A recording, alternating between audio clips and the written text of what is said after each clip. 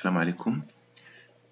Dans cette séquence vidéo, nous allons présenter un exemple de figure de style, en l'occurrence les figures d'analogie, à savoir la comparaison, la métaphore, l'allégorie et la personnification. Nous allons donc à travers les supports, quelques exemples de la boîte à merveilles, essayer donc de distinguer entre ces quatre figures de style d'analogie. Première chose, commençons d'abord par définir la figure de style. Si on cherche dans les encyclopédies, dans les dictionnaires encyclopédiques, dans les dictionnaires de rhétorique, la figure de style est un procédé d'expression qui s'écarte de l'usage ordinaire de la langue et donne une expressivité particulière aux propos. Une définition qui nécessite plus d'éclaircissement et de réflexion. Mais limitons-nous à ces mots: expression, usage ordinaire, expressivité, c'est-à-dire un procédé qui, au lieu d'utiliser la langue d'une façon ordinaire, procède par une certaine expressivité et donne aux propos une autre dimension. Donc, essayons de mieux clarifier cette définition à travers l'analyse lexicale ou l'analyse lexicale et sémantique du mot figure de style. Figure signifie expression ou phrase. Figure signifie image ou représentation. Alors, il s'agit tout simplement d'exprimer une réalité à travers une image. Cette réalité qui peut être un sentiment, un être humain, un objet, un lieu, etc. Donc si je récapitule, il s'agit tout simplement à travers une phrase ou par une phrase exprimer une réalité au moyen d'une image, d'une représentation. Clarifions encore une fois les choses par un support de la boîte à merveilles. Et considérons l'énoncé, le passage de la page 180 de la boîte à merveilles. Seigneur, je me souviens de cette solitude vaste comme les immenses étendues des planètes mortes, de cette solitude où le son meurt sans écho, où les ombres se prolongent dans les profondeurs d'angoisse et de mort, et le cœur qui saigne, source intarissable de peine, torrent surchauffé par les feux de mes chagrins et de mes douleurs, cri de ma chair écrasée sous le poids de ta malédiction. Je n'étais qu'un enfant, Seigneur. Bien, pour donc avoir une situation rapide du passage, c'est le moment où le narrateur évoque et décrit ses sentiments lorsque son père avait déclaré à sa femme, Lalla Zoubida, son intention d'aller travailler aux environs de Fès après avoir perdu tout son capital. Et si je vous demande donc de chercher dans l'énoncé, dans le passage un énoncé où il parle de solitude, nous retrouverons cette phrase: je me souviens de cette solitude vaste comme les immenses étendues des planètes mortes. Là, le narrateur, pour donner une certaine expressivité, pour sortir de l'usage ordinaire de la langue, il a donc utilisé une image.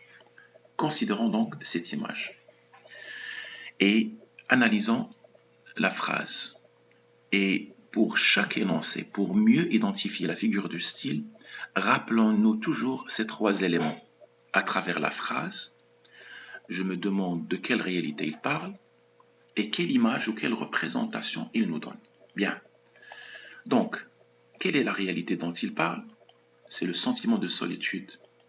L'image, tout simplement, c'est l'analogie, la ressemblance de cette solitude avec les immenses étendues des planètes mortes. Ainsi, l'énoncé solitude vaste comme les immenses étendues des planètes mortes, on peut l'analyser et dire que la solitude vaste, c'est le comparé, les immenses étendues des planètes mortes, c'est le comparant, et l'outil de comparaison comme.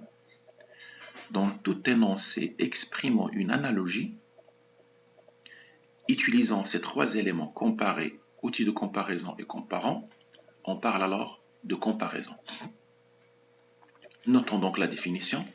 La comparaison est une figure qui consiste à souligner une analogie entre deux éléments, un comparé, un comparant, au moyen d'un outil de comparaison. Considérons le même énoncé, mais cette fois-ci formulé autrement. Au lieu de dire « je me souviens de cette solitude vaste comme les immenses étendues des planètes mortes », donc le narrateur ou un autre pourrait dire « ma solitude vaste est une immense étendue des planètes mortes ».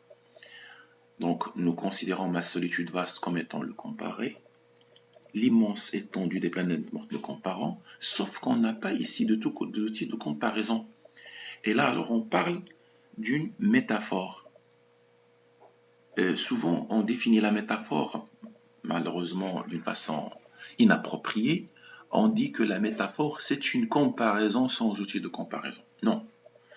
Il faut surtout noter que la métaphore, c'est une figure d'analogie. C'est une figure qui consiste à exprimer une analogie, une ressemblance, tout comme la comparaison. Sauf que, dans la métaphore, on n'évoque pas le comparé. C'est un comparé et un comparant sans outil de comparaison. Sinon, on aura une définition ambiguë. La métaphore est une figure d'analogie qui consiste à exprimer une ressemblance entre deux éléments, un comparé et un comparant sans outil de comparaison. Revenons encore une fois au passage et essayons donc de chercher un énoncé où le narrateur exprime ses sentiments de peine, ses sentiments de douleur. Et le cœur qui saigne, source intarissable de peine, torrent surchauffé par les feux de mes chagrins et de mes douleurs, cri de ma chair écrasée sous le poids de ta malédiction, je n'étais qu'un enfant, Seigneur.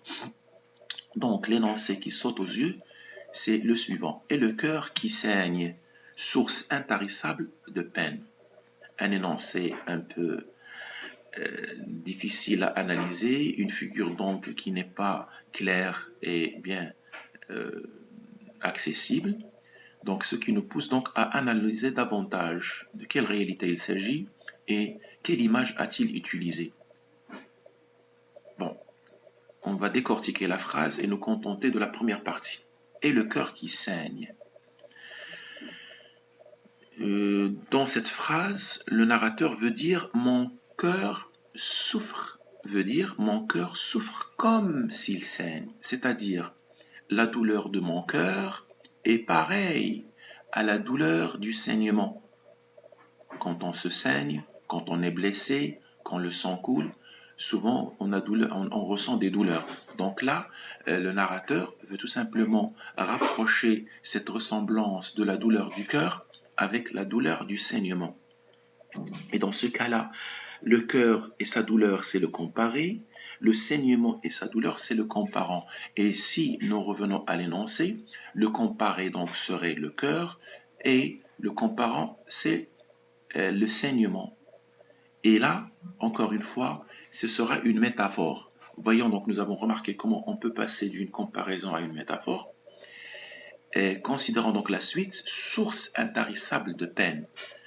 On se pose encore une fois la question de quelle réalité il parle et par quelle image il exprime cette réalité. C'est pas évident. Donc ce n'est pas évident, mais rapprochons encore une fois le sens. Il veut dire par là que mon cœur ne cesse de souffrir comme une source intarissable, c'est-à-dire une source qui ne tarit pas, c'est-à-dire une source qui ne cesse de jaillir, de couler tout le temps. Nous allons donc penser à ce qu'on appelle à une métaphore, une absentia, dans la mesure où le comparé qui est le cœur n'est pas évoqué. Et en arabe, je me permets donc de rapprocher le sens en arabe. On parle de isti'ara makniya, lil mushabbah غير مذكور هنايا. Donc il s'agit ici tout simplement d'un comparé qui n'est pas évoqué, mais on évoque uniquement le comparant. Une réponse hâtive aurait pensé à une métaphore, mais considérons encore de plus près les éléments de cette analogie. Le comparé ici, c'est la souffrance du cœur et c'est une réalité abstraite. Par contre, le comparant, la source intarissable, c'est une image concrète. Bien, dans ce cas-là, il ne s'agit pas d'une simple métaphore parce que nous avons ici deux éléments qui ne sont pas de la même nature de la réalité, qui ne sont pas de la même réalité. Alors quand on représente une réalité abstraite sous forme d'une image concrète, on parle d'allégorie. Notons bien la définition. L'allégorie est une figure qui consiste à représenter de façon imagée à travers une image concrète. On représente donc une idée abstraite. La suite de l'énoncé, le narrateur évoque tout simplement, décrit davantage ses sentiments, sa réaction quand il était enfant face à cet événement. Il dit « Je ne savais pas que le jour naissait de la nuit, qu'après le sommeil de l'hiver, la terre, sous la caresse du soleil, souriait de toutes ses fleurs, bourdonnait de tous ses insectes, chantait par la voix de ses rossignols. » Considérons donc les énoncés écrits en jaune. Le sommeil de l'hiver, la caresse du soleil, la terre souriait de toutes ses fleurs. Nous remarquons que les caractéristiques, les éléments sommeil, caresse et sourier sont des caractéristiques humaines, mais qui sont attribuées à des notions comme l'hiver, le soleil et la terre, qui ne sont pas des caractéristiques humaines. Alors vous pensez déjà à la personnification.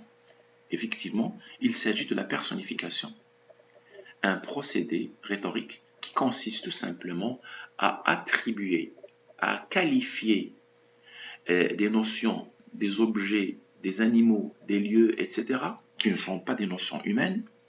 On les qualifie, on les caractérise avec des qualités humaines. Ce sont donc là les quatre figures d'analogie. Considérons donc les énoncés suivants pour mieux consolider ces notions. Première phrase. Identifier la figure de style dans l'énoncé. Une lampe à pétrole identique à celle de notre voisine. Une lampe à pétrole identique à celle de notre voisine. Ma mémoire était une cire fraîche. Ma mémoire était une cire fraîche. Elle me demanda si j'avais l'intention de braire pendant longtemps encore. Braire ici signifie crier comme un âne. Elle me demanda si j'avais l'intention de braire pendant longtemps encore. Le bruit de ses narines me rappela le son de la trompette de Ramadan. Le bruit de ses narines me rappela le son de la trompette de Ramadan. Un pigeon disait des mots si jolis. Un pigeon disait des mots si jolis. La bouilloire chantait. La bouilloire chantait. Elle refusa poliment, déclara que ce thé était déjà un véritable printemps. Elle refusa poliment, déclara que ce thé était déjà un véritable printemps. Sur ce, notre séance prend fin et à la prochaine vidéo, Inch'Allah.